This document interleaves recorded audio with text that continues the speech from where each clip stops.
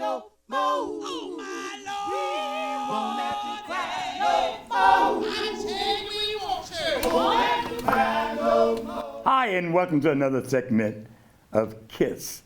That is, Keep It Simple, Sir. Keep it simple, señorita, senora, saints and sisters of God. Surely, we have another great production coming to you. Off the hook, as the young people say. Off the hook of the coast of Africa. Praise God. And the studio is full today. And you will see that we have quite a bit of information for you. Today, I decided to call this production Carats of Olabisi in the Gem City. Carats. And you know Dayton is the Gem City. And another carat has been added to our Gem City by the name of Olabisi. I was thinking, and since she is in fine arts and in sewing and all kind of great gifts, that I chose a biblical scripture in Acts 9:36. Now there was at Joppa, a certain disciple named Tabitha, which by interpretation is called Dorcas. This woman, full of good works, alms, deeds, which she did. And when I think about that, I think about our own Olabisi. And you know, out of all of the men and the disciples that was Christ, it was only one woman give that title of being a disciple of Christ. They went around doing good, caring for the people around about her, sewing the cloth of purple. Oh my goodness. And believe it or not, we have our Dorcas, we have our Tabitha, and we have our Olabisi right here in the Gem City. And without any further ado, I want, it's so much, we don't know where to start, it's so full. I promise you, we have a great production. Don't get up to take a break because you will miss something. Now, Mama Olabisi, will you please give us a brief introduction or tell us about yourself today? Well, I actually haven't been in Dayton for very long. I'm kind of new to Dayton. But there's something about Dayton that just draws you in, makes you feel at home, and you just feel comfortable to express so many things. Yeah.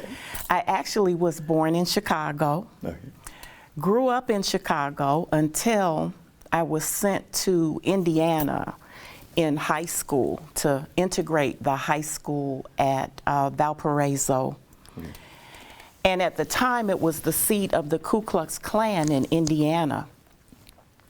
So I had to really, you know, make some tough decisions and muster up some courage in order to do that. But, you know, those were the times when we made those kinds of decisions. I wouldn't make that decision today. I wouldn't make it for my child today. But during that time, we found ourselves in a movement that was requiring us to do whatever we could do to break down the chains that were keeping us enslaved. So the civil rights movement was a venue for me, so I actually left Chicago at that time, still kept a close relationship, but I graduated from the high school in Valparaiso in 1968. Then I went to college, and undergraduate school, I went to Lewis University in Illinois and the University of Madrid. And then when I went to graduate school, I went to the University of Florida in Gainesville. Okay. So I graduated from the law school in 1980. Okay. After that, I moved to Tallahassee, Florida, and actually wound up not practicing law, but being on the faculty at Florida A&M University Okay. in education. Okay. And that kind of launched me into the field of education. So for the past 40 years, that's what I've been doing. I operated a independent, African-centered shule. And shule is the Swahili word for school. Okay. You said 40 years? Yes. You sure you're over 40? Oh, go ahead. Oh, you have jokes. Well, I'm 72. So at the time that I, became a part of the civil rights movement, I was actually, a teenager. Okay. Yeah. Yeah. You're so active. I mean, I see you. You got the dance groups. And actually, I was looking the name Olabisi, and I was looking up. I said, my goodness, one time somewhere it mentioned like a gazelle. Oh my goodness. Okay. When I was at Florida A&M University, there was a dance company there called the Orchesis Contemporary Dance Theater. Uh-huh. And I went to the studio one time with a friend. I wasn't, planning to dance.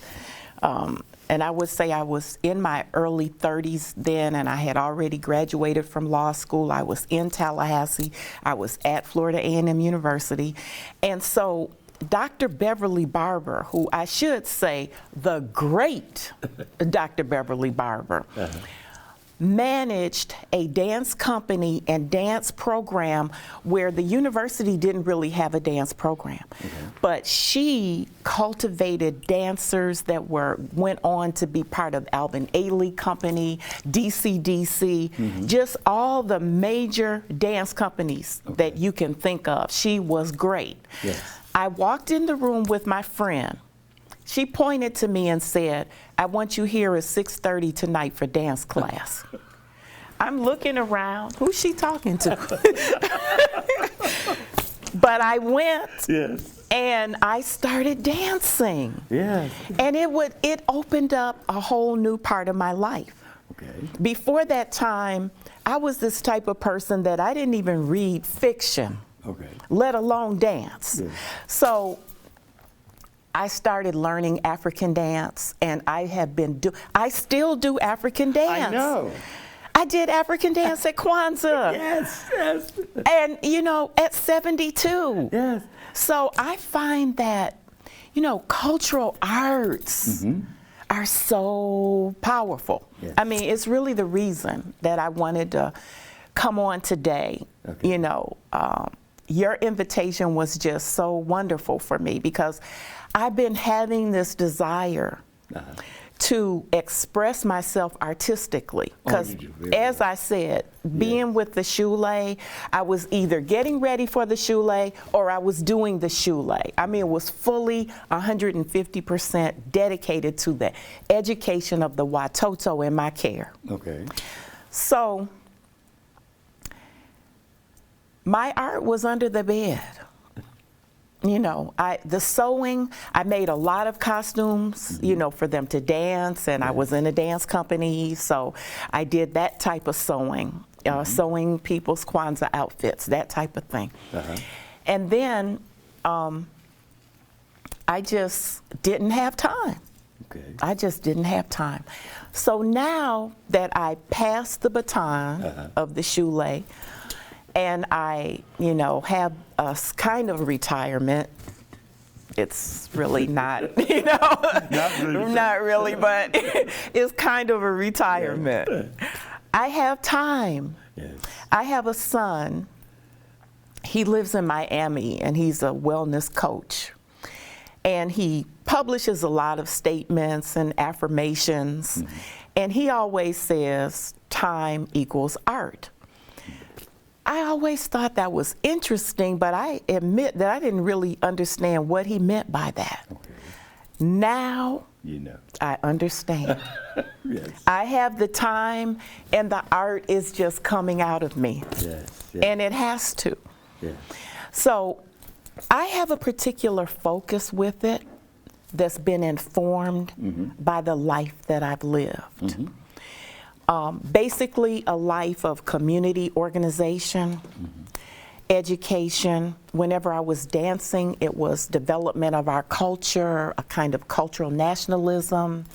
I have been dedicated to that for my whole life. So it's no surprise that my art is designed to bring to the forefront the ancient African symbols that empower us, that allow us to understand how great we are, allow us to understand the greatness of our history, to understand how each and every single individual has value. And being here in Dayton, I just feel like I'm being cultivated in that. Okay. Yeah, I feel that way. I really would like to start with my paintings. Well, actually, I have two forms of visual arts over here. That's an acrylic painting. Okay. And the smaller one on the table is a collage. Okay. I love collage. Why? Because it's people's art. Yes. Sometimes trying to create something artistically is extremely expensive. Yes. Only the elite people, are able to afford the paint, afford the canvases, afford the classes, afford the everything that goes with that process. Yes. But with collages, it's different. Okay. You can grab your calendars and your magazines, and I remember getting started when I was really young with National Geographic magazines. And National Geographic was a magazine that had pictures from all over the world. Yes. And sometimes I kind of felt like they didn't characterize or put those pictures in the proper context when it came to African people. Okay. It felt to me like they were taking something from us. Yes. And I wanted to Sankofa. Yeah. Do you know what that is? Sankofa. Sankofa. Sankofa. Sankofa means to return, and retrieve it. Yes. Okay. Take it back. Yes. If it's yours, it belongs to you. If somebody else takes it, that doesn't make it theirs. It makes it stolen. Okay. Yes. So there's no, shame or no taboo in going back to reclaim what is ours. Yes. So I would take the pictures of African people, I would cut them out, and I would have an idea of the characteristic of us that I wanted my collage to reflect. Okay. So we are a very spiritual people. Yes. I wanted the collage to reflect that. To me, sometimes National Geographic just characterized us as an impoverished people. Not really showing the richness, of our spirituality, the richness of our heritage. Yes. African spirituality is like the original spirituality. Yes. We were the first civilization to bring that concept to the world that, wow, there's a total big thing that's bigger than us. Yes. We were the ones that brought that concept forward. Yes. So I would sometimes take pictures and put the people in the sky. Or between planets, showing a kind of celestial or cosmic consciousness, a spirituality. Sometimes I would take women who they would dress in rags or show them dressed in rags and cut out African fabrics and dress them in the collage so that they look like their original greatness. Yes. So collage art is something that I love. But when I got to the acrylic painting, I found that was my medium. Because now I wasn't just taking the images that I felt had been distorted. Now I was creating the image and putting it on the canvas. I was so hurt that the whole world was being told that the greatest civilization on earth, which was in the Nile Valley, the Valley of the Kings, the Ramesses, the pyramids of Egypt, the Sphinx, that all of that was created by other people. I was so hurt by that. Now, when I found that out, I would say I was about maybe 12 or 13 years old. Okay. But now at 72, the same thing is happening. Yes. If you look up the oldest civilization, you find that it is Kemet, or Egypt. It was called Egypt by the Greeks, Kemet by the actual Kamau, or the people who lived there. Yes. So I think it's so sad that our youth so many times are taught their history from the point of slavery. Yes. Oh, yes. Yeah. Yes. Yes. I'm not saying that slavery isn't important, and we certainly should never forget it. Right. But it lasted for 400 years. That civilization of the Nile Valley, the Nile Valley civilization started 700,000 years ago. Okay.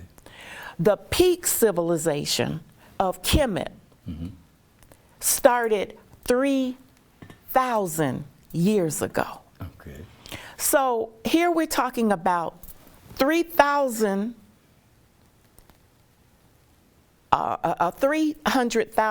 year civilization versus 400 years. Okay. So while we study slavery, we can't start our history there. No. We can't. Because then we start to define ourselves by slavery. Exactly. But that doesn't make sense, because 700,000 years of civilization built up to a peak of the 3,000 years ago defines us. But how can it if we don't even know about it? Right. And when we see the pyramids, we're told that they were built by, sometimes they say Europeans, sometimes they say aliens. Yes. They would rather say aliens built the pyramids than admit that our ancestors built them. Yes. Yes. And when they would paint them so light-skinned as to look very white-looking. When they weren't. Right. They were more like your complexion, very black and velvety. Yes. So when I started painting these paintings, I started putting the right colors on the people. And a lot of them are from the pyramids, the temples, the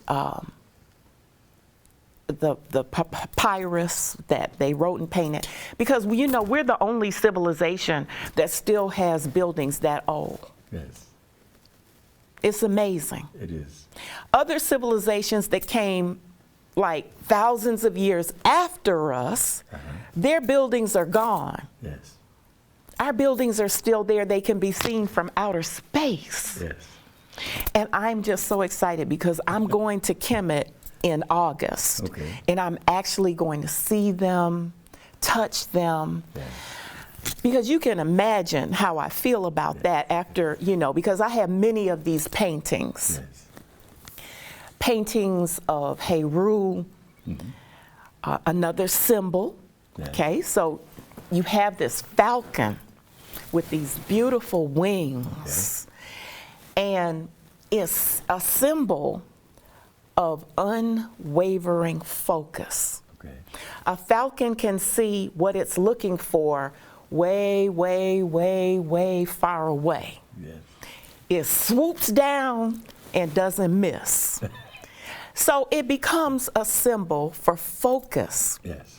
And a lot of people don't understand that when our ancestors were describing these symbolic beings, these deities that they are called, they were just describing energy complexes. Okay. You know, different aspects of people's personalities. Yes. They had a deity for being nurturing. Yes. That was called Aset. Yeah. She represented loyalty. They told stories about how loyal she was. There are deities that represent wisdom. Jehudi was one of those who created the thought process that every problem has a solution, and it's a solution to benefit everybody, not just one person. Yes. Ancient wisdom, the deity of Ma'at, represents balance, peace, order, reciprocity, joy. Yes. Those are the ways that our ancestors used symbols to teach us, empower us, and show us the way. Yes. So that's what I want my art to be about. You know, I was thinking, a lot of times people don't realize the first language there was pictures. Yes, hieroglyphs. Alphabet, yes. Yes. And I think about the things we're talking about over there in the pyramids. You hear bits and pieces about, but they said inside the pyramid, if you put an apple there, it remains fresh for 1,000 years. That knowledge, that technology, we yet have no idea. I was an operating engineer and had operated heavy equipment. With all the equipment we have today, there's no way we can see putting together the pyramids. Yes. And Yes, you know, they use the Pythagorean theorem. okay. Now, Pythagoras wasn't even born Okay. until after the pyramids were, he was 2,000 years ago. So the pyramids were 3,000 years ago. So 1,000 years before Pythagoras, our ancestors were using Pythagorean theorem. Yes.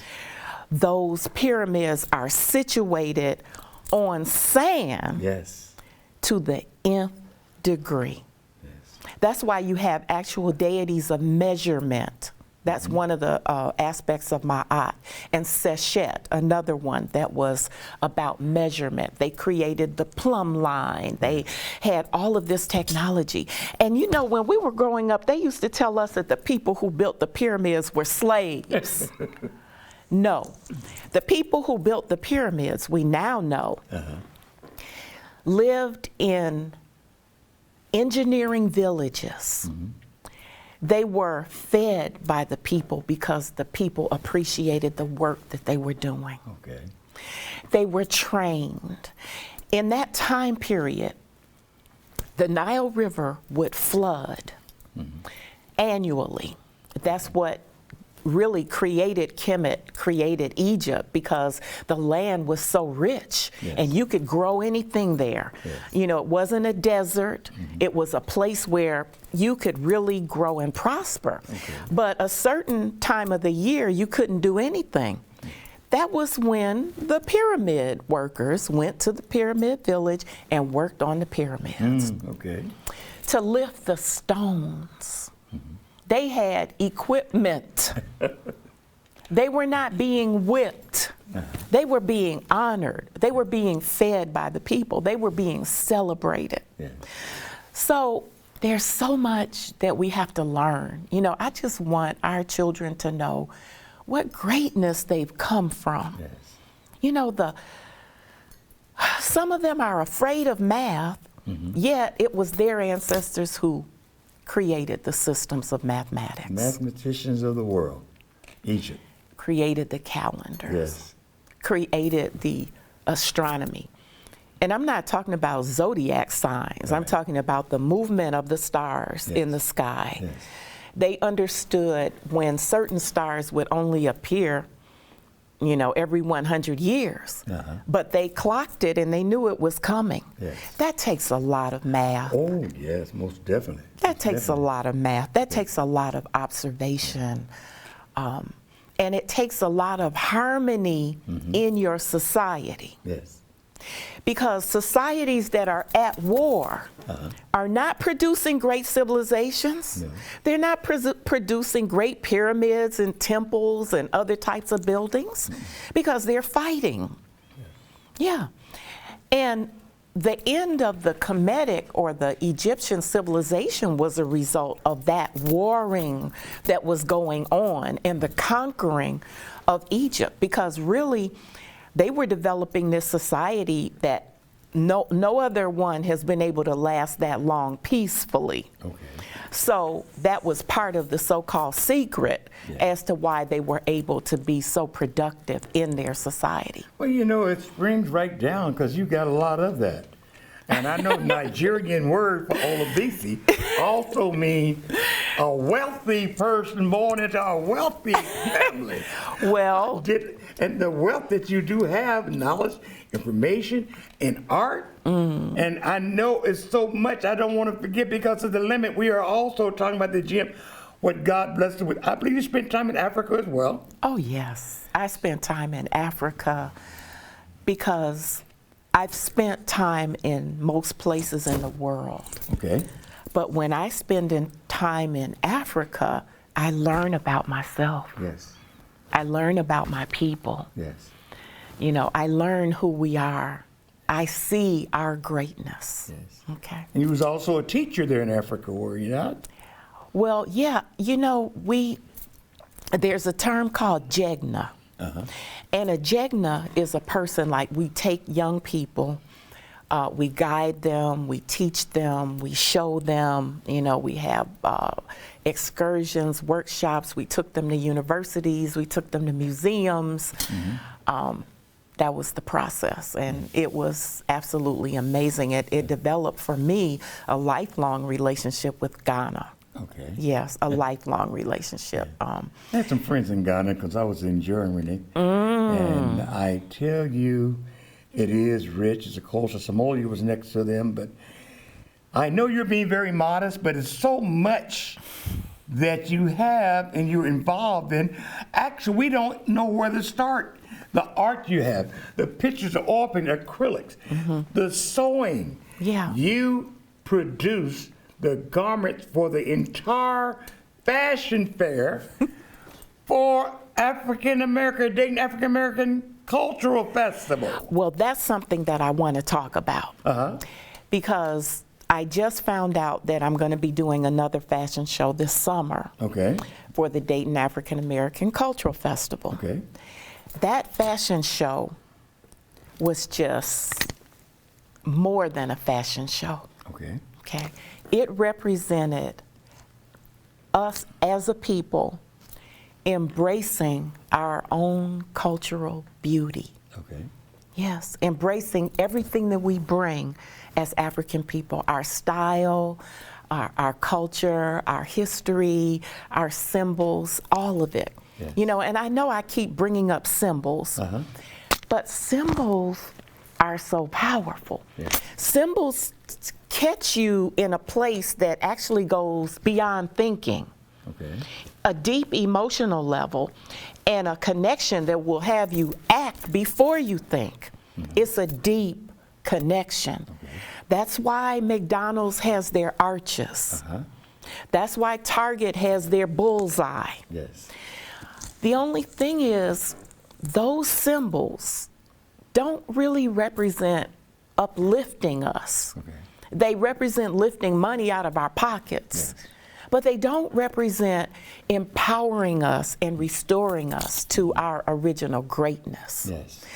I have some clothing over here. Can we take a look at by that? the way, I was thinking what I am wearing. Yes. You designed. Yes, stand up and model that. I'm sort of tired. Oh, you can't do that. But it is this, and I got more work for you, I'm sure, coming up, because this was one. I don't know if I can stand up. I don't know. We have a cameraman there. Yeah. That this was a design that you did for us. This symbol is the oldest symbol of life in the world, and it's called the Ankh. Okay, let me turn a bit. Yes, it's called the Ankh, and it's a symbol of life. Okay. Yes. On your other side, you have a symbol called Jename, Okay. And that means nothing above God. Okay. That's an Adinkra symbol. The Adinkra symbols come from Ghana. Okay. So symbols come from various places on the continent, just like fabrics come from various places on the continent. Okay. And a lot of times you'll find the symbols are woven into the fabric so that even when we put our clothes on, we're being reminded to honor life, Okay. that there's nothing above the all. Yes. Turn around. Okay, we turn all the way around. And now back here, okay, well, inside of your vest, you have an African Ankara fabric. And Ankara just means a printed African fabric. And at the bottom, you have a shape of the continent of Africa. So that is a symbol of your identity. Yeah. You know, the thing is, a lot of Africans, when I met over in Europe, they were so elated and disliked the American maps, the geographic. Africa looked just like a little small Yes. continent, something like Brazil. Yeah. But actually, Africa is so large, you could set United States, India, 5 times. so many inside. Well, you know, here we have another situation where history and even geography, because I actually have a book which shows Egypt cut off from Africa. Yeah, and that's just not the case. Yes. Most maps show that, you know, Africa is like the size of other comparable continents when it's larger. Right. And Europe is shown to be, is called a continent. We all learned our 7 continents, right? And we were taught that Europe was a continent. Well, it's not surrounded by water. It doesn't have a common language. In Europe, you have French, German, you know, Italian, Yes. Portuguese. All of that is in Europe. It's not a common language. It's not a common culture. Yes. The people don't get along with each other. They've been fighting with each other from, you know, and they call us tribal. But they've been fighting with each other from the time that they started. Yes. So there's a lot of things that we have to correct. Yes. And we can do it in so many ways. I mean, I choose to do it through art at this point.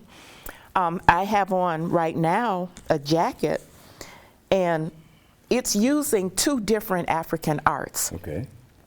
This part is tie-dye. Okay. This part is batik. And this is a wax print process that I was taught in Ghana. Okay. And it has another piece on the back. I don't know if you can see that. And that part Right is there, also batik. Yeah. And that is, you know, just part of the unbelievable number of African artistic expressions in fabric. Yes. I just want to show you a few. Okay. Have a You know, seat. I think about when you were talking about Africa, and a lot of times you don't realize, as a continent, Africa is a continent. It's a continent, with not many a country. countries. Yes. Sometimes people refer to Africa as being a country, but it's a continent. Well, one day when all of Africa is united as one, Yes. it'll be a country, the United States of Africa. Yes. But right now, you have a lot of major countries that compose the continent of Africa. Okay, this is a fabric that has the colors of the African flags, red, black, green, and gold. Many of the flags of the continent use these colors, and they were started. They started using them from Marcus Mosiah Garvey's UNI movement. Okay. Because the African Liberation flag, which is a Pan-African flag, was composed of those colors. Okay. So you will find that reiterated again in African fabric. This particular kind is called Ankara. Okay. This is called mud cloth. Well, a lot of people know it as mud cloth, but it's actually called Bogo Lanfini. Okay. Bogo Lanfini comes from Mali. Okay. So the different African fabrics become sort of like a GPS, a global positioning system. You can tell the different parts of the continent that they came from. This fabric is kind of heavy, so it's used a lot in the winter time. I got a couple of vests made out of it. You do? Yes. And this is a print of the woven, hand-woven mud cloth. Okay. So this is what happens. We create an iconic fabric like kente cloth, a shoke, and it becomes very popular. People love it. They wear it all over the world. So then we make a print that imitates the hand-woven one. And this is a print that is meant to be kind of an imitation of mud cloth. And then the print takes on a beauty of its own. Oh, wow. Yeah. Okay, I see, okay. This is really nice. This one in particular is to be worn as a stole. Okay. And you know, you're like the perfect person for this. I just thought about that. Okay. But anyway. I got some material. Yeah. But oh no, that piece right there. All right. This fabric is called a shoke. Okay. Another hand-woven fabric. Turn it up a little bit more. Yeah, this fabric is made into very dressy types of outfits. Weddings, naming ceremonies, even, you know, any type of activity that's a big event. Like sometimes all the nurses in the nursing association will have an event and they'll all wear a matching showcase fabric. It won't be the same design, but it'll be the same fabric. So they'll be matching, but still be different. Yeah. That's done very commonly in Africa. This is the traditional kente cloth, and I actually saw this being woven on the loom in the in the Kente village in Ghana. And this one is woven with gold and white, and this is 100% cotton. It's a beautiful fabric. So I could get a cap out of that. yeah. Okay. That's Ghana. Now this is Nigeria. This is called Nigerian lace because it's so popular in Nigeria. It's a fabric that is sheer. You can see through it. It very frequently has a border on it. Can you see that edging? Oh, yes. Very frequently. It also very frequently has jewels. This one has pearls or sequins that are sewn into the design. And this is for very, very elaborate outfits. Because you're going to have the sheer outfit on the outside, and then you have the one that's not sheer underneath it. Do sometimes they put shells in that also? Oh, yeah. Yes, yes. You're absolutely right. Okay, so this is the print for the kente. For example, this is the hand-woven kente. But this is a print that imitates the kente. And this is because kente comes in so many colors. When kente is woven, you have all kinds of designs, all kinds of colors. It even has names. There's a blue one that's called, an orange one that's called a blue one that says when the king comes to Accra. So very a special fabric. And kente means cannot be torn apart. Yes, it's a symbol. It's become a symbol beyond just the fabric. Yes. All right. So I just have a couple more, and then we're going to look at some clothing. This fabric is a tie-dye fabric, but when you turn it over, it has the shape of Africa printed on the front. So it's a combination of two different arts. This is another one. This is a small piece, so I don't know if you can even really see that, but it's tie-dye on the back, but then when you turn it over, you have the ankh printed in gold. Okay, and this is another kente print. Yes. You can tell by the smoothness of it that it's not hand woven, but it's printed. Okay, with the wax like that. Yes, oh yeah, that's why these are very frequently called wax prints. Okay. Now, this is the Sankofa bird that I was mentioning about early. Yes. You see the symbol, which is an adinkra symbol of the bird turning around and reaching something that's behind him. Yeah. And in that process, we're taught, because the adinkra symbols, they tell stories. Okay. They tell proverbs. Okay. They tell lessons. So it's like our ancestors knew how to take a whole concept, a story, a proverb, and reduce it down to a symbol that everybody would be aware of it whenever they see it. Yes. So this fabric, of course, comes from Ghana because the adinkra symbols come from Ghana. Yes. All right, let's go over here. Uh-huh. Now, we've been looking at the traditional fabrics, traditional symbols, Yes. and I wanted to bring them to our clothing. So I kind of developed a clothing line that's called Everyday Goddess. Because it's not the clothing that you're going to wear to your wedding, you know. Yes. And it's also designed for the seasons that we live through. Okay. So here we have a sweatshirt that has several different Ankara fabrics. This is a kente print.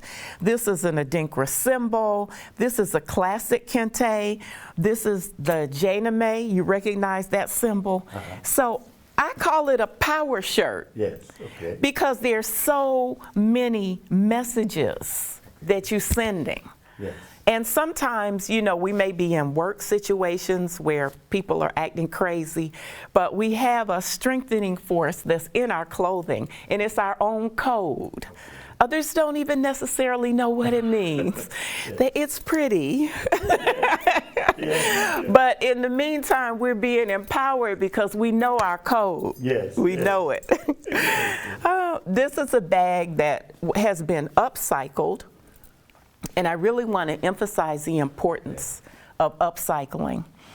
Because upcycling means that you're taking things that have value and that are useful and repurposing them, making them, for example, this was a plain red bag, but then I put a pharaoh that built one of the pyramids on the bag.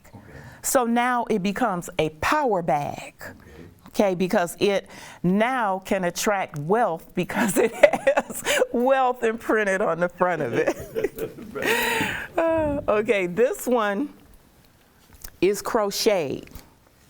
Now, this is another art that women and men in Africa have mastered, you know, using all kinds of, with this, I used a heavy material because this is supposed to be a winter skirt.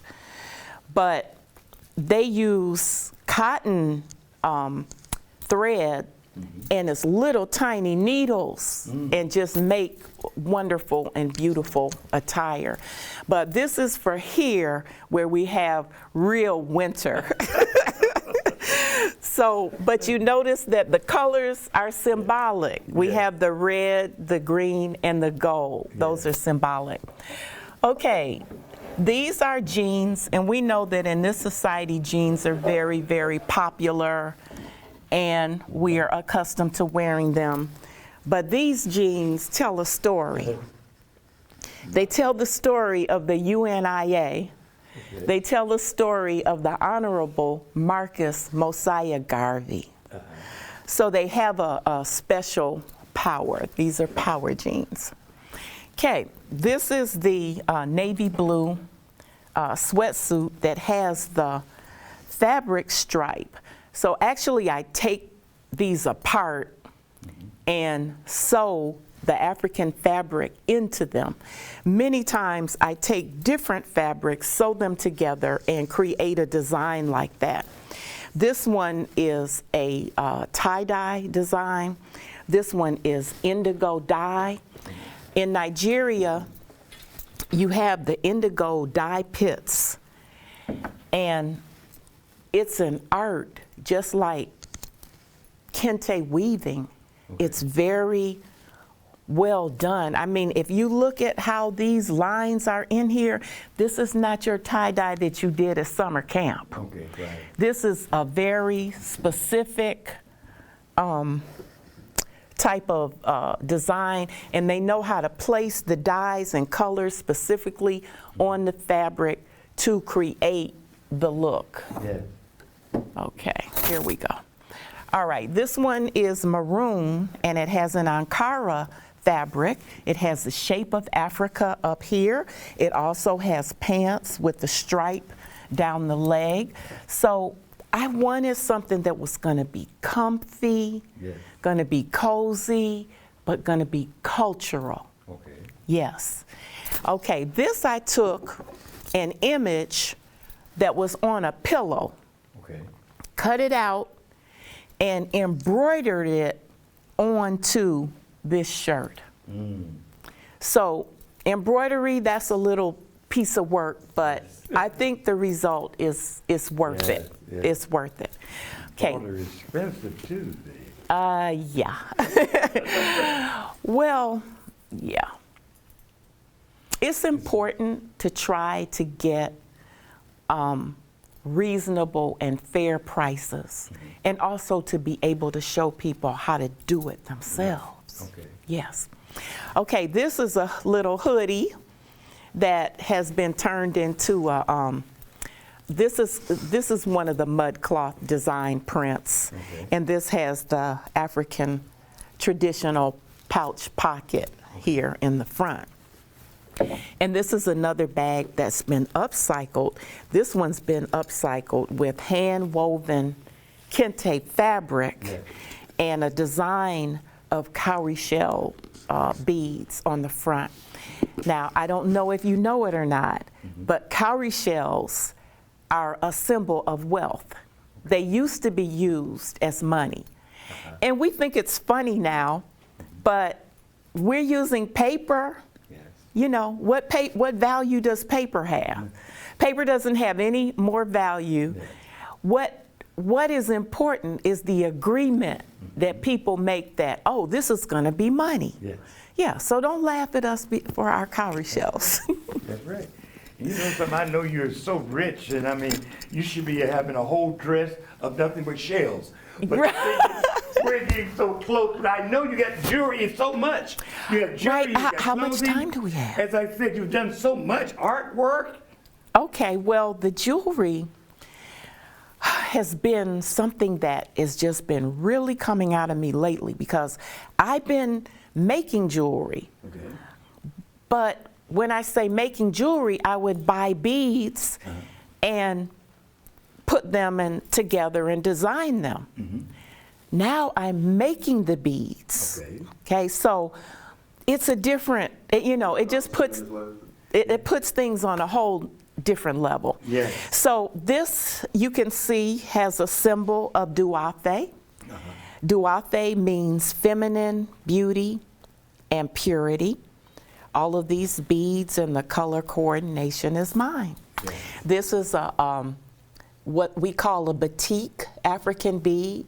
I took a class in learning how to make African beads, and that just got me going. And this one is a tiger design. This one has another Duafe. Oh, this one is my little dancer. I have to pick her up so you can see her. Oh, okay. Yeah. So I made all of these beads and all of these beads and just put them together in the design. Okay. Same thing with the bracelets. I made the beads and made these little gold ones and the other ones that fit there. So You your own factory there. I mean, it's such a wealth of things, and like we were saying earlier, you provided apparel for an entire fashion show. And Well, it's coming again. yes. And we need people to get in the fashion show because it's a Black to the Future, Our Black is Beautiful fashion show. Last year, we had such beautiful models, and that's because all of us are beautiful. And we designed clothes for each model individually. Yes. They had to fill out a questionnaire before they could be in the fashion show. What colors do I like? Yes. Do I have restrictions in what I can wear based on my belief system? Okay. What things would I never wear? Okay. So we went through that whole process until we could fit each person to the exact thing. That's a lot of work, a lot of compiling. It may look easy for others, but you're doing something that is just not words that I could justify sharing what you do. And right here, the art, the pictures, the artwork. We look at the beads, the clothing, the different cloths. Well, before the fashion fair come this year, I'm going to have to get my order in. Yes. Don't delay. Don't delay. Is it possible? I mean, you're so great in the Gym City. A lot of times people talk about importing different things for different areas, but we have someone that has experienced. You've experienced being in Africa, living in Africa. Chicago, boy, you made it to Chicago. Yeah. Florida. So it's a wealth of everything you embodied right here. And you're trying to share that through your work of art. Yes. And everything have a symbolism to it. It's just not something done, but it means something. It's a language, it's a work. Yes. So Thank you. even here in the Gym City, like I said, you are Carats that added to our Gym City. Thank and you. we are glad and we are blessed to have you.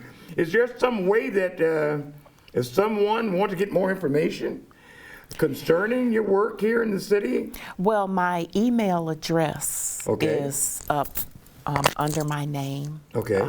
So email is good. Okay. Good way to get in contact. Okay, there it is. Yeah. It's up on the screen now. Yeah. Yes. Right there. And so, I also wanted to really express my appreciation for the McClendon Institute of Learning, okay. because what I have observed Yes. is that Mama Renee McClendon has been building a community center, and as far as I know, it's the only Black community center that's really owned by the community. Okay. Okay, if we, and she's doing all of these programs, rites of passage, Okay. which they're learning a lot of things about fabric and sewing and, other things that can really be very beneficial as they go on in their lives. Yes. Also, she's teaching the African dance classes and the African drum classes. Yes. And for me to be 72 years old and dancing, And we move have like a gazelle. we have great teachers. Yes. Shannon Johnson Yes. is so serious. She's the one that did the choreography along with Mama Renee for the Kwanzaa presentation, that Kuumba drum dance.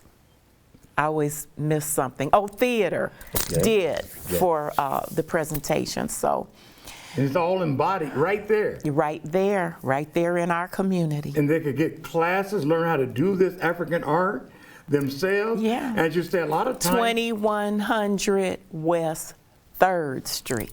2100 West 3rd. Yeah. 2100 Martin Luther King Drive. The symbol for the McClendon Institute of Learning is Sankofa. Okay. Yes. I thought about that when you had the bird, and when that was the symbol also for the African Cultural Festival. Yes, yes. Because I think we're getting the message Yes. through our symbols. Yes, yes. And our symbols are reminding us, it's like they're empowering us to keep developing our culture and presenting our culture. Yes.